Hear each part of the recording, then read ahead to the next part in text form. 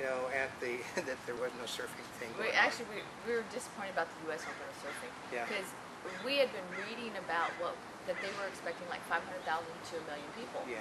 Over a spread of 7 days, and we thought, well, you know, we'll go on the low days, we'll do this and we'll do that. Yeah. Well, low days, there's nobody parking. One of the things that did help with us is that we were twittered in advance that a lot of the people weren't going to be there because it wasn't going to make that much money for them. So we were expecting the attendance to be down, nowhere near what it down as far as it was. Yeah. Because I think, for example, the Women's Surfing Championships were supposed to be over a 8:30 to 1:30, and there was nobody at 9:05 when we got there. Nobody around, which means that either they didn't surf like they were planning on, or they finished already. Well, I figured, you know, I've never been a shortboard in my life. I was longboard, but I figured I had actually had bad thoughts. Well, God, if there's not going to be anybody in the competition, well, I'll just go out and register as a competition. All I got to do is to be able to stand up long enough to fall off, and I can still finish last. You know? But see, part of it is if it wasn't for Twitter, right, and us having an idea, we would have been really, really surprised. And it's not just Twitter, you can use Facebook and all those things, but a lot of it is they use it to work with the people. So I mean, if you think of it as an affinity program, remember, you know, like you had your credit card, so you use your credit card and you get discounts at different places. Twitter, there's a loyalty issue built in. Not that necessarily it always is, but these are people that choose to follow you that are better, probably better sources of business than just the general audience because they're already following you. Yeah, but they said Facebook is on the verge of folding entirely because they can't monetize it. MySpace is on the verge of folding, and they said that the people from Twitter actually went to the Media Moguls thing 2 weeks ago so that they could sell Twitter.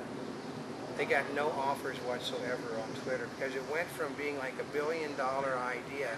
I think they were looking for $1.5 billion in revenue coming in next year, to a thing that absolutely nobody wants to get involved with because they can't figure out their idea of monetizing it. Well, we'll charge companies that want to promote products.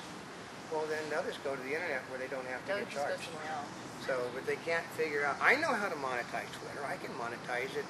You know, I could have monetized it yesterday, but they don't want to listen to you. I can tell you how to make. We both can tell you how to make money on the internet, but the people that we need won't listen to us because they're of the mindset that everything is today. No, everything is yesterday and tomorrow. Yesterday, that's why we said we're here yesterday, today, and tomorrow. But what is important, what you're doing today is more important tomorrow.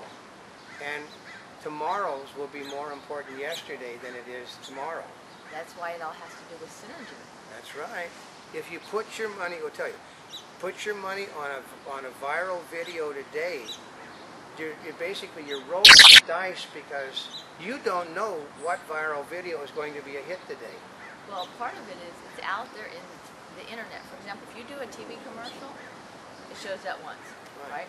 If you do a newspaper ad, it shows that day, and if people keep that ad or that mostly it goes in the trash can. That's right. A magazine, if it's, you know, once a month, once a week, they keep it. Then it still goes in the trash can. Yep. And so maybe they might take it to the doctor's office, but it still ends up. Yeah, in a trash can. In a radio. That is basically. They said it's instantaneous and it goes out into the ether, never to be heard again. That's right. But what is it about the internet that makes the internet different? Because we're here, yesterday, today, and tomorrow. You put that commercial out there today, make it a generic commercial, it is there. You'll be there yesterday, today, and it'll be there tomorrow forever. It will be there tomorrow forever. You generic your product. We'll give you that. You generic your commercials. Well, they can keep the same commercial. No, but if you do, you make it. You don't give prices. You don't say. Yeah, don't put prices, or if you do, you better put a date on it. You put a date on it because a lot of things. Okay, we've been. Okay. It's not like those coupons that never expire. No, we have gotten promotional deals from people that don't have dates on them, and then you go, well, no, that's long gone. Well, there's no date on it. They don't want to honor what they've done. They'll flat out tell you now, companies will tell you we're not honoring the things that we, you know, because they should have been dated. We're not honoring them now. And we went into major department stores that say that we are no longer honoring our printed coupons. See, part of it is by law they have to. I know, but they'll tell you we no longer are honoring them. Yeah, so and we've seen at that the in a number of cash places. register, they'll tell you that, which they can't do. But they Oh discovered. yeah, I remember we went to a place, they wouldn't honor their coupon even though it was valid. Oh, that's why it says valid at participating locations. Yeah. But part of it is when we asked for our money back, Yeah. then the manager came over to have a discussion with us before she could give us our money back. We never did get our money back. We never did go to that store again. We didn't get the product, we didn't get the money back. So and then when we complained to the company said, the company didn't even want to talk to us. Yeah. So we did an internet thing on them, so they lost out. But actually the company rebranded itself. Oh, that's true. You know, I wonder if that had anything to do with the fact that they rebranded, was that they had such a bad rep over honoring their advertised promotions. Actually, do you think that's part of the advantage of the internet is the ability to get to customers? Yeah. So here's the good part is it can work for your advantage, it can work to your disadvantage. If you have a great product, people are going to dog it up. If you have a bad product, they're going to kill you. Okay, we'll give Remember you... they talked about that word of mouth advertising, always the best? Borak and Bruno. Borak was a great product. The internet talked it all up. Bruno was a bad product. The internet killed it after one day. And the twittering, the people were, okay, you're not supposed to use these things in movie theaters. They were twittering in movie theaters. Oh, were they? About the biggest bunch of, you know, bull whatever I ever seen in my life. Tell them the thing is borderline pornographic is what a lot of people are saying through Twitters. So, and you're not supposed to be using these, but because they're not making noise, the kids are text messaging and stuff. Yeah, because if you answer a cell phone, they will all get pissed off at you. But if you're sitting there doing that, nobody pays any attention. We've sat in places where they won't allow you to have cameras, recording equipment. They're sitting there, you know, texting away on their cell phones. Yeah. So whichever medium you're using, use the strength. But the internet, I mean, as far as synergy, it can't be beat. It can't as far be beat. as test marketing, it can't be beat.